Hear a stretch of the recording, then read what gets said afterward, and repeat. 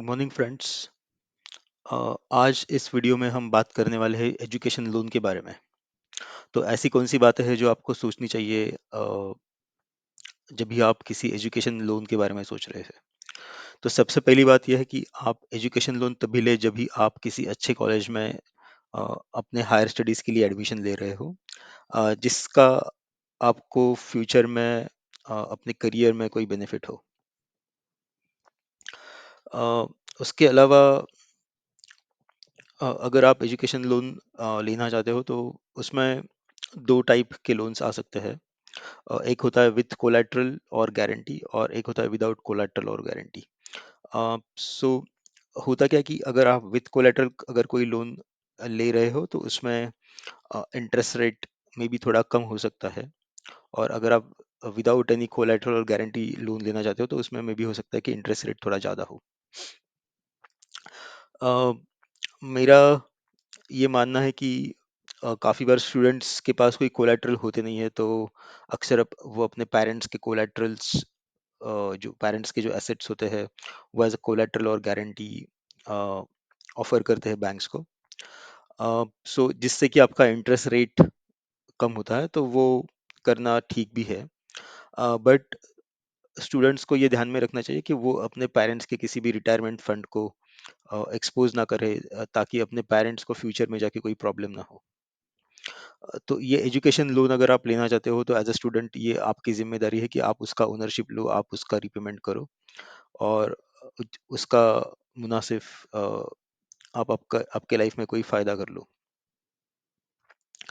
और कुछ बातें हैं एजुकेशन लोन के बारे में, जैसे कि अ, आपको अगर आपका एजुकेशन लोन का जो प्रेशर है वो थोड़ा कम करना है, तो आप कुछ पार्ट टाइम जॉब ले सकते हो ताकि आपका रीपेमेंट के टाइम पे बहुत ज़्यादा लोन अमाउंट बचाना हो।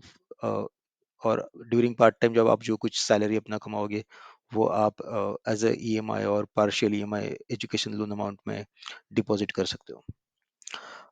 एजुकेशन लोन के केस में ईएमआई जो होता है, जो इंस्टॉलमेंट होता है रीपेमेंट का, वो एजुकेशन कंप्लीट होने के बाद स्टार्ट होता है। उसके अलावा काफ़ी सारी बैंक्स मोरेटोरियम पीरियड का या कूलिंग पीरियड का ऑप्शन देती है, जिसको वो लगभग 6 महीने के आसपास होता है। तो आप लोग वो ऑप्शन भी ले सकते हो, जिससे कि आपको एजुकेशन कंप्लीट होने के बाद 6 महीने तक अगर जॉब नहीं मिला है तो आपका मैंडेटरी जो ईएमआई रीपेमेंट होता है वो स्टार्ट नहीं होता है। बट मेरा कहना ये रहेगा कि आप जल्द से जल्द एजुकेशन कंप्लीट करके कोई ना कोई जॉब पकड़ लो, और उससे जो सैलरी आएगा उससे आप अपना ईएमआई स्टार्ट कर दो इमीडिएटली।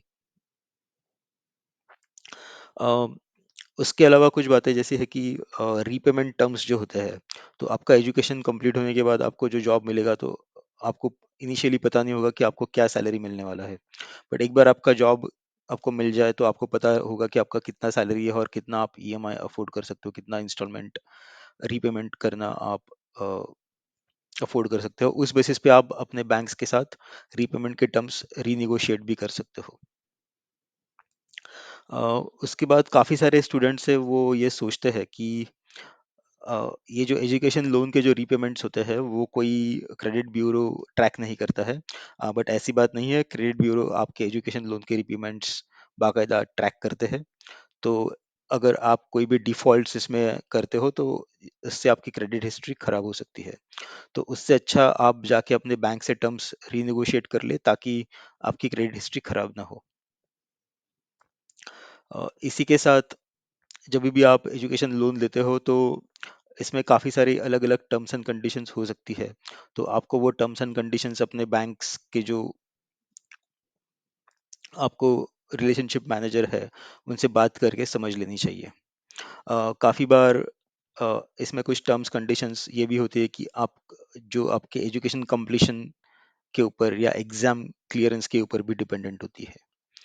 और काफ़ी बार ऐसे भी एजुकेशन लोन्स होते हैं जिसमें पेरेंट्स अगर अफोर्ड कर सकते हैं तो वो ड्यूरिंग एजुकेशन इटसेल्फ कुछ ना कुछ इंस्टॉलमेंट पे करना स्टार्ट कर सकते हैं, जिससे कि लास्ट में ये जो रीपेमेंट का जो प्रेशर हो वो कम हो जाए।